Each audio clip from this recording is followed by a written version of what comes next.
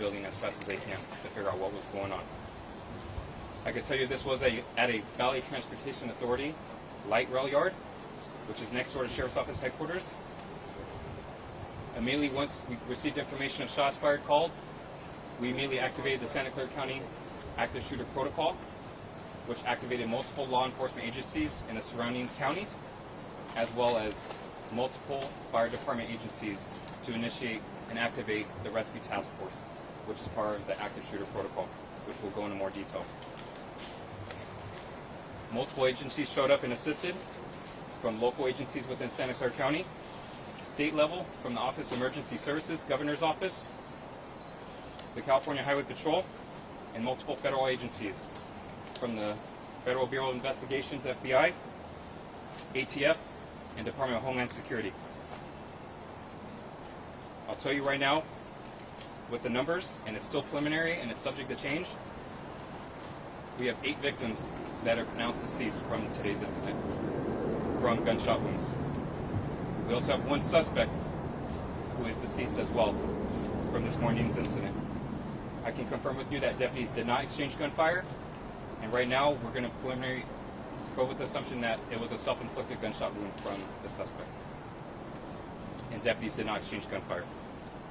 At this point, we have investigators on scene, interviewing anybody that was on scene to see what exactly happened. And we have our CSI teams as well outside, along with conjunction with the Federal Bureau of Investigations assisting. Right now, if you are looking for a family member, loved one involved with this incident, we ask you to contact our reunification center, which is over here at 70 West Heading. It's located at the Isaac Newton Auditorium. We have grief counselors on scene. The phone number to call is 408-209-8356. I'll repeat it one more time, 408-209-8356. So this incident is going to take some time, and the reason why is because we're going to use all necessary methods to ensure the public safety for everyone. We actually had an explosives dog on scene, which detected to some type of explosives material at the crime scene itself. At that point, we activated the Sheriff's Office bomb squad, who is currently on scene and render any type of suspicious packaging safe at that point. I'll tell you, it's going to take a long time to render these areas safe. They have to go through every room and every building to ensure that everything is safe. So that's such as in bringing in a bomb robot in there, and it takes time. So I ask for your patience on gathering further information from here. It's going to be some time. Other than that, we have detectives on scene. We're doing everything we can, but I'll tell you this, with the training that we've been doing with our active shooter protocol, this could have been a lot worse of a situation. This is a very unfortunate situation. But with the training and everything that we have with this protocol, this could have been a lot worse than what it was, unfortunately. So that being said, I'm going to pass it on to Sheriff Floyd Smith, who's going to give you further information.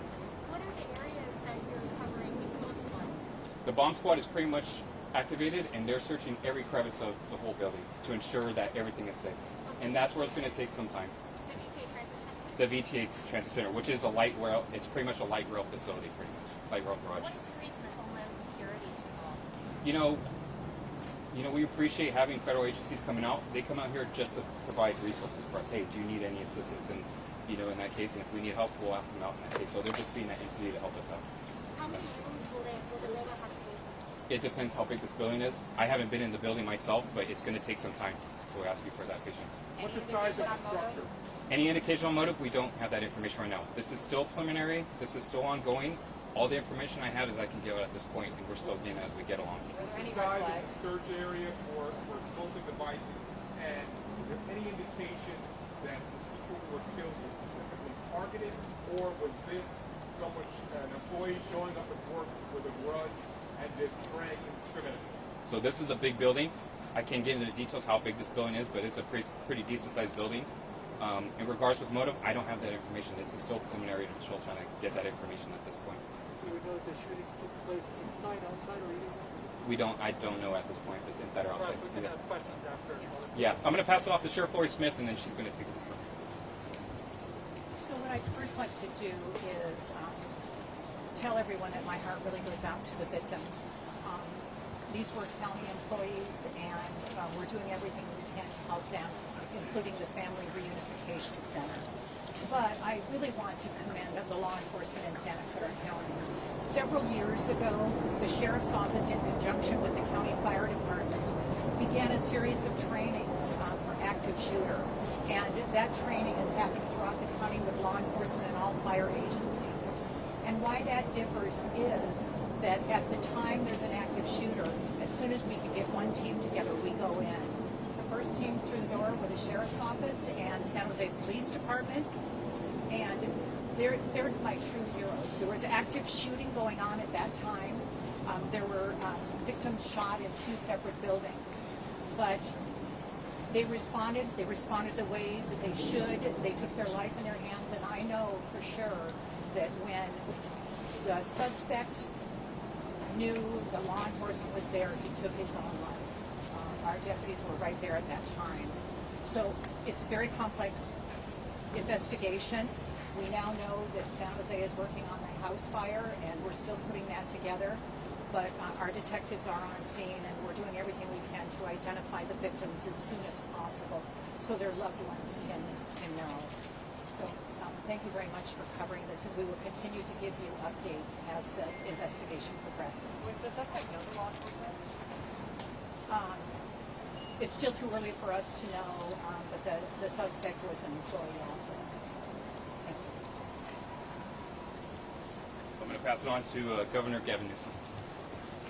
Thank you. Let me thank the sheriff, the mayor, our police chief, captain, all the men and women in uniform. You're going to learn over the course of the next number of days and weeks about the heroism of the San Jose police, saved lives, deputy sheriffs that quite literally ran seconds after hearing about this incident without any consideration of their own lives, and did an extraordinary job to save other people's lives. That said, there's a numbness I imagine some of us are feeling about this, because there's a sameness to this. Anywhere USA, it just feels like this happens over and over and over again. Rinse and repeat, rinse and repeat. It wasn't that long ago I was standing out here talking about the tragic loss of 2 children, one in a mother's arms, the Gilroy Festival, just here in this community, down in Southern California, down in San Bernardino, remember a few years prior in Santa Barbara.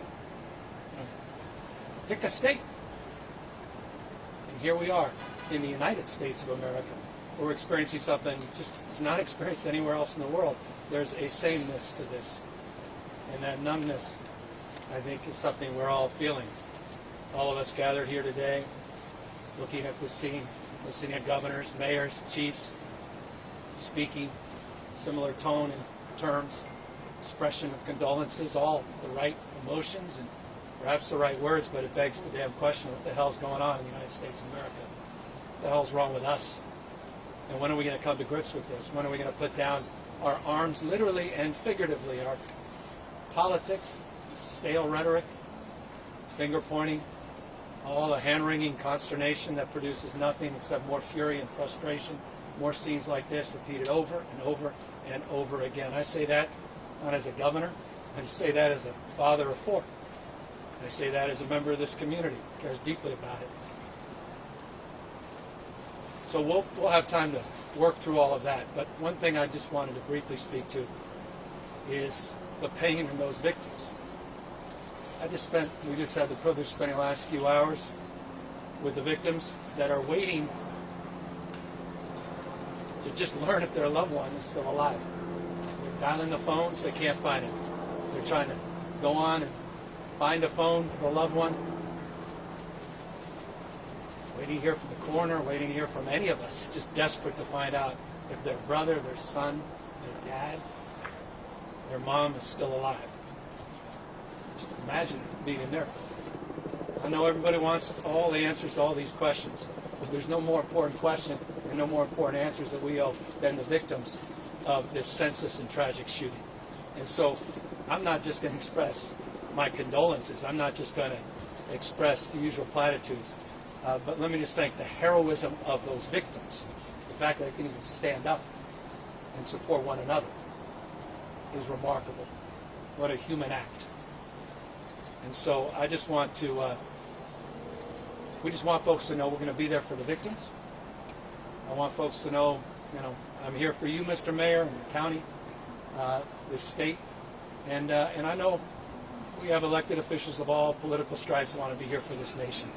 But it's time to deal with the endemic before this pandemic of gun violence, the pre-existing condition that somehow sort of pushed aside last year, but now has raised its ugly head again this year. And wake up to this reality and take a little damn responsibility, all of us, to do a little bit more and a little bit better this time, and move beyond the platitudes and the usual rhetoric that tends to mark not just these moments, but the aftermath of these moments. As all of you go away and this fades out of view, and then we rinse and repeat someplace else in this country. So, again, to the victims, to those that lost their lives and the families lost their loved ones, yes, our hearts go out, but we are resolved to not make this meaningless, but to bring meaning at this tragic moment in our state and our nation's history. Again, thank you to all the men and women behind me and their courageousness and the incredible, incredible bravery that was demonstrable of the men and women in our San Jose Police Department and Sheriff's Office. Governor, what do you say to the people who say California has some of the toughest gun laws? So next we're going to introduce Valley Transportation Authority Chair President Glenn Hendricks.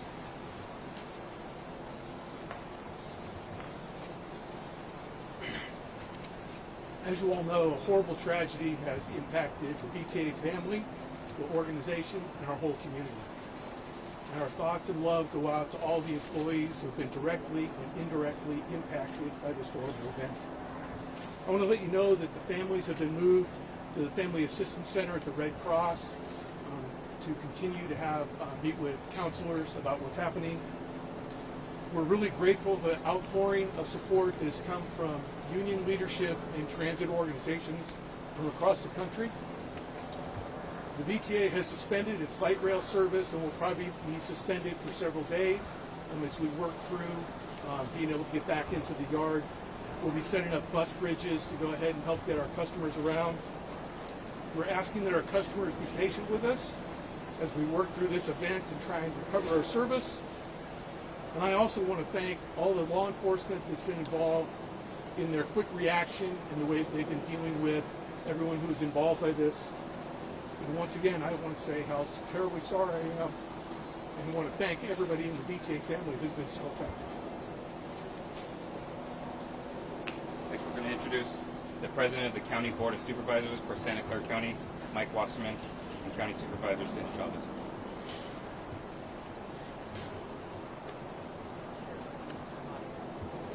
It was 2 years ago, the mass shooting in Gilroy, and law enforcement responded quickly and minimized the number of fatalities. Last year we had COVID. Still have COVID, but last year was the big year, and the people and the county responded so as to have the lowest positivity rate in the state. Today we have this mass shooting here, and it was the Santa Clara County Sheriff's Department and the San Jose Police Department that responded so quickly to minimize the loss of lives.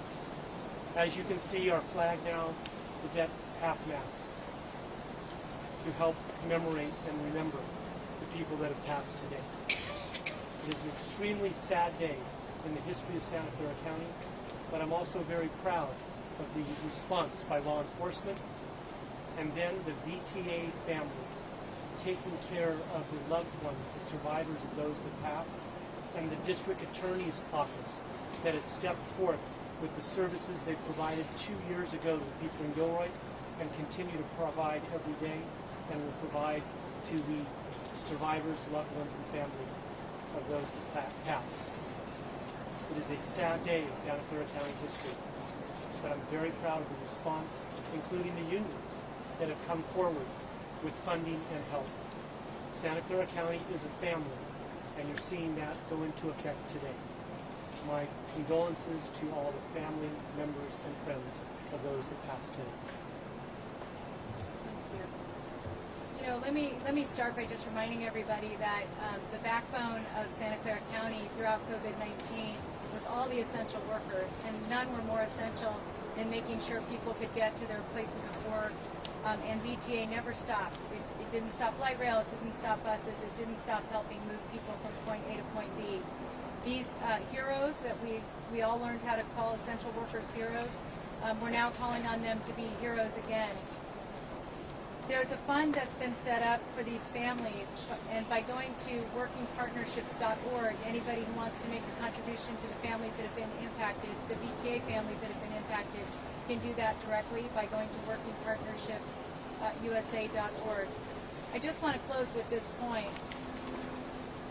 While my heart breaks, I can't stop thinking about what we could all be doing differently to stop this in our community so that this doesn't become something that just happens here, but something that should never happen. And thank all of you for being here.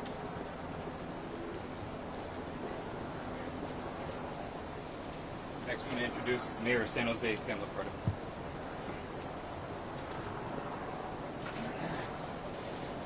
It's been said before, but it's worth saying again, our hearts are broken. For the family members who have lost their loved ones, for our PTA family members who have lost their friends and colleagues, I'm joined here by Councilmember Rolf Perales from the South, lost a dear friend, Councilmember Matt Mahan. These are members of our community. These are members of our families. And right now, this moment is for mourning and for supporting those families and friends and loved ones. And we're going to do everything we can here at the city with all of our partners, and I'm so grateful for how everyone has stepped up. The Valley Transportation Authority, the county, to have the governor come down here. Literally came down here, said, I don't need to speak to anybody on any stage or anything, I just want to be here for the families.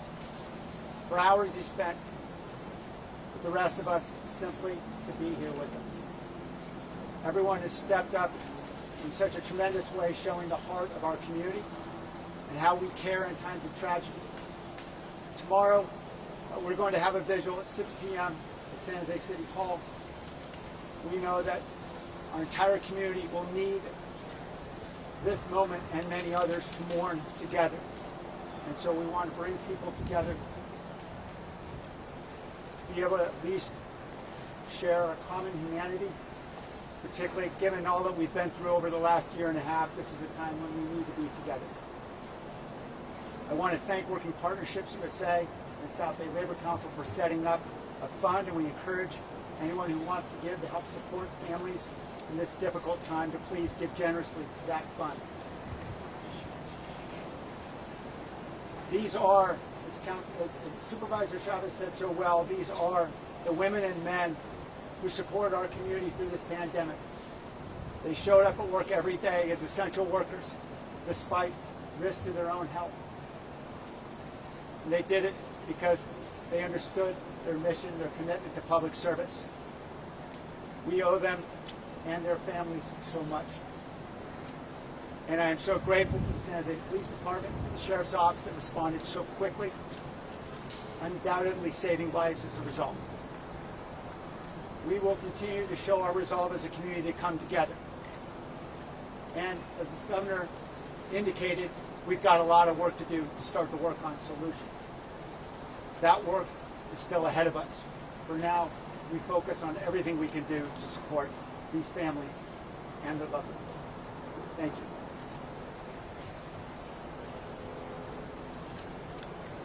I'll pass it off to Federal Bureau of Investigation, FBI, Special Agent in charge of the San Francisco office, Craig Fair. My name is Craig Fair. I'm the Special Agent in charge of the San Francisco Division of the FBI here in the Bay Area. On behalf of the FBI, I'd like to express our condolences to the families and victims, VTA, family, and to the city of San Jose in the wake of this tragic crisis, of which the FBI is no stranger to responding to.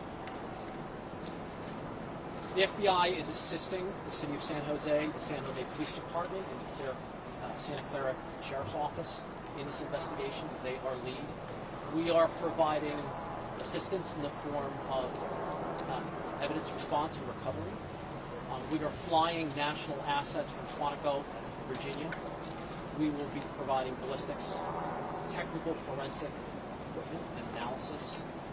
We will be bringing teams in from other divisions for throughout the FBI to assist in the analysis of the crime scene. That is going to take some time. It's complex. We are very deliberate.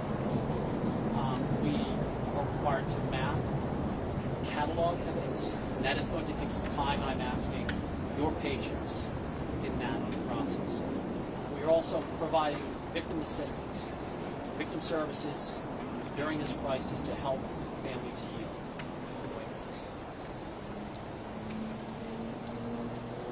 We will be here as long as needed and continue to provide that assistance. I would also like to commend the first responders, the officers who went in at their own peril to assist in taking out victims from their homes. Thank you very much. Special Agent, could you describe a little bit how complex this is? It looks like it's multiple buildings. You're already starting to map it. I see some of that. This is a really, you're talking multiple locations, right? It is multiple locations. It is, as I said, it's a very sizable crime scene. We are currently in there looking at how we need to go and how we need to process that. That is also going to take some time before we actually start processing this. Any idea how long? Days? Weeks? Potentially looking at days, but I don't want to get into that right now, Steve. Pass it off to Alcohol, Tobacco, and Firearms ATF Assistant Special Agent in Charge, Joshua Jackson. Good afternoon. My name is Joshua Jackson. I'm the Assistant Special Agent in Charge with ATF San Francisco Field Division. ATF definitely wants to express our deepest condolences to the victims who lost their lives, were injured, the families and friends of those individuals, as well as community at large who are suffering at this time. ATF is here supporting this investigative effort, as well as providing all of our experts in firearms, arson, explosives, to include our certified fire investigators, our certified explosives specialists, as well as our explosive detection canines.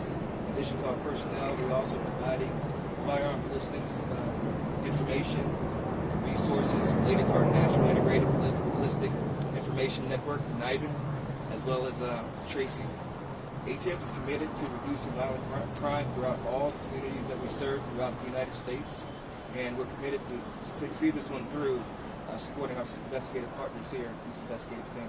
Thank you. Joshua, can you talk about the different dogs we've seen, like all kinds? They have different specialties. Can you talk about that? I can comment on the ATF explosive detection canines that we have. Currently, we have 5 ATF explosive detection canines that have been deployed to support investigative efforts, and those canines being deployed on the scene. Talk about the importance of NIBIN in this case. NIBIN is important as far as it provides ATF and our investigative resources the ability to be able to trace firearms and ballistics evidence, to link it to other firearm crimes or other crimes that might be involved. It's not to say that the evidence here has not been processed for NIBIN yet. The crime scene is still being processed as we speak. Evidence is still being taken into custody. That will take place at a later date. But you will use NIBIN, is that correct? So we're going to pass it off next to San Jose Police Department Chief Anthony Monte. Good afternoon. I want to extend my sincerest condolences to the victims, our family, and our community.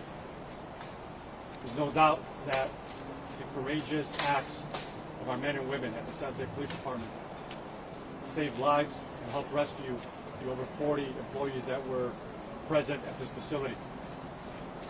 Again, I'm extremely proud of the partnership that we have with our Sheriff's Department, the Fire Department, our federal partners, again, to limit the loss and the tragedy that has occurred today. We are here to support our community, our families, and our law enforcement partners as we help them with their investigation. Thank you for your continued support of the San Jose Police Department and of all law enforcement here in the county.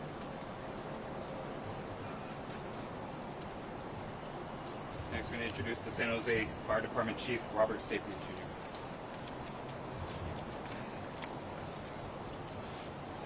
Good afternoon. My name is Robert Sapien, San Jose Fire Department Fire Chief. This morning at about 6:30 a.m., 3 significant incidents unfolded that required us to mobilize all of our on-duty available resources. Unfortunately, the second of those events was the younger incident where our personnel were dispatched to an emergency medical services call, and ultimately we learned it was this active shooter event. Our personnel very quickly employed their training and equipment, which allows them to tactically integrate with law enforcement officers. In today's event, there's some relief in reporting to you that the operations could not have gone more efficiently or effectively. The training that our firefighters received in cooperation with our law enforcement partners allows them to treat trauma victims as quickly as possible to give them their best chance at survival. At today's event, as I said, operations ran as trained. And so we are very thankful that we were able to be here to provide assistance. We are very sad for the losses in our community, and we continue to be present to support our community. Thank you. The three events. The fire, there was the shooting, and what else, sir? So I'm going to introduce next is Gene Cohen from the South Bay Labor Council.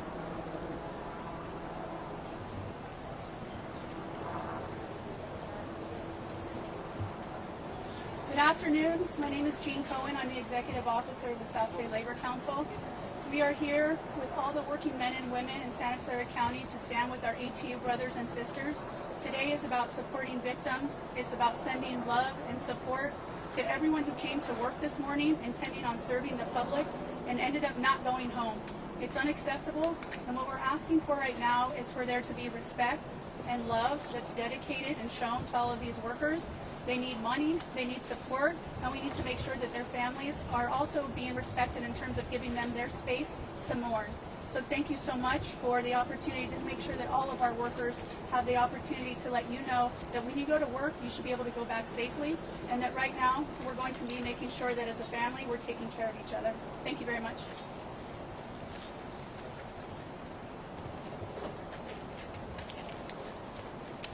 Okay, I'd just like to close by saying this is an active Sheriff's Office investigation, and we will continue to provide you updates. But again, the deputy sheriffs from the Sheriff's Office, the officers from San Jose Police Department ran into the building where shots were being fired, and I know that it saved many lives. Thanks to the fire department also being part of our active shooter protocol and our rescue team.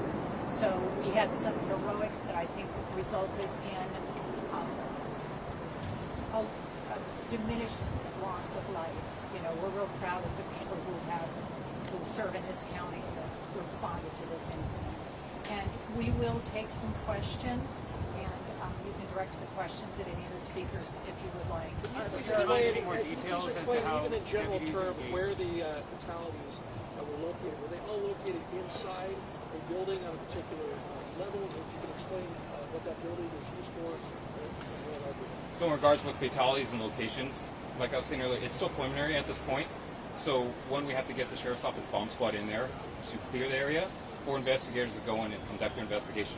So this is going to be a very timely and methodical situation. So it's going to take a lot of time. So I don't have that Just a information. quick follow-up though. All the bodies were found inside a facility, in a building, or outdoors? It's within that facility area. I don't have those answers at this point. So It's still it's preliminary. indoors or outdoors? It can be either. I don't have that information.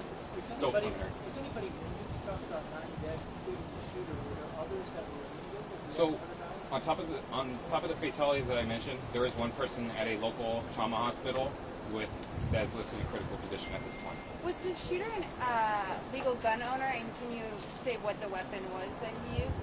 Right now, I don't have that information in regards to what weapon was used in that information. So are there bodies that are still inside the facility that you have not been able to recover through yet? And is that why there's been some delay in definitively telling family members what's happened to loved ones that they can't get in contact? Yeah, so we have investigators on scene with the Santa Clara County Coroner's Office right now.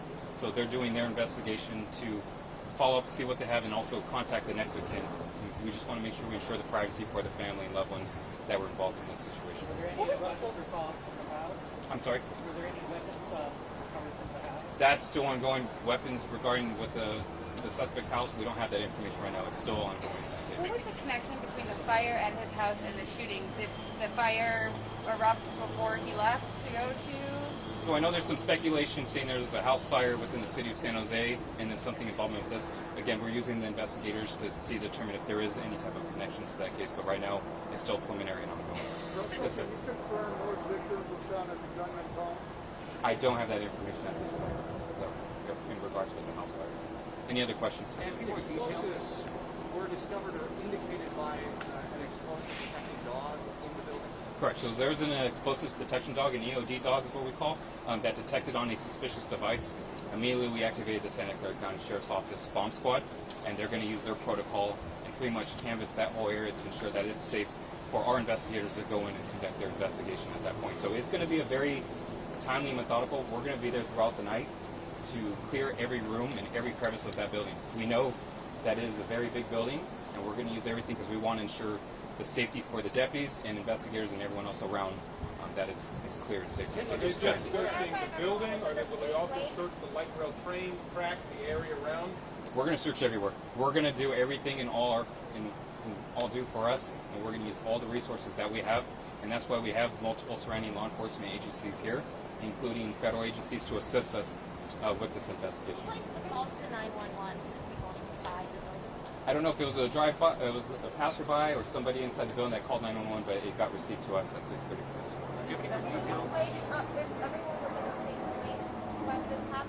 I don't know if they were in the same place. I know that they were employees. I'll tell you that the suspect that was deceased is an employee from BTA. One more question, and we're going to wrap it up. I'm sorry. Can you describe the explosives that were found? Explosives. It's still preliminary. The bomb squad's doing everything they can to utilize and bombs or explosive material? Everything. We're going to use everything from precursor chemicals to any type of explosive devices to any type of objects and materials. We're going to use all of that and determine exactly what. You said a dog sniffed one. Has any more been found, or is it just the one for right now? Once we have when the dog smells on something and has a scent, we're going to activate the bomb squad and we're going to utilize those resources from there. I don't know. That's still, again, preliminary, and we're still trying to get that information.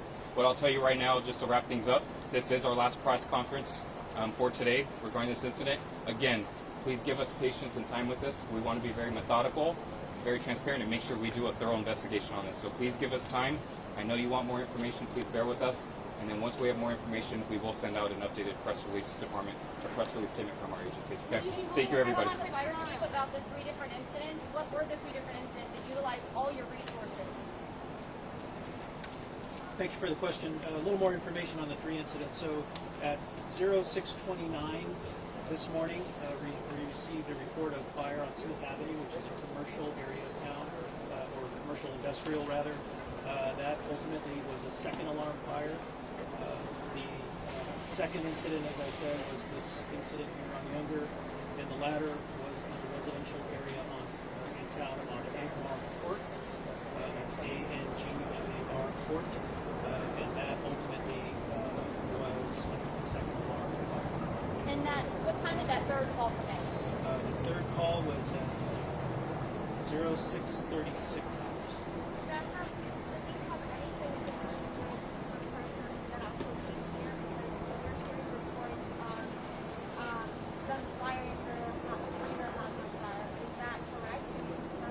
The information I have is that the fire on Angmar is under investigation, and that's all I know. Okay. I do not have any information. Any special precautions that your firefighters had to take if they were running in here today? Our firefighters are equipped with ballistic protection, which is a bulletproof vest, helmet, and goggles type of equipment. And they had to utilize those? And they utilize that by policy. Any victims in fires? I do not have reports of fatality fires. So we're going to wrap up this press statement. Everyone here will be here for individual interviews if you're interested, and then we'll wrap that up. Thank you for everyone for coming out.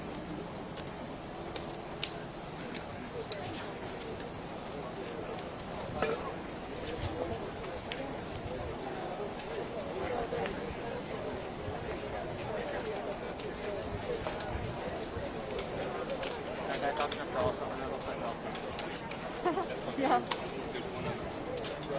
you heading out? No, I'm going to try to catch an interview with them. Sorry. Are you heading out? No, I have to send something for you. All right.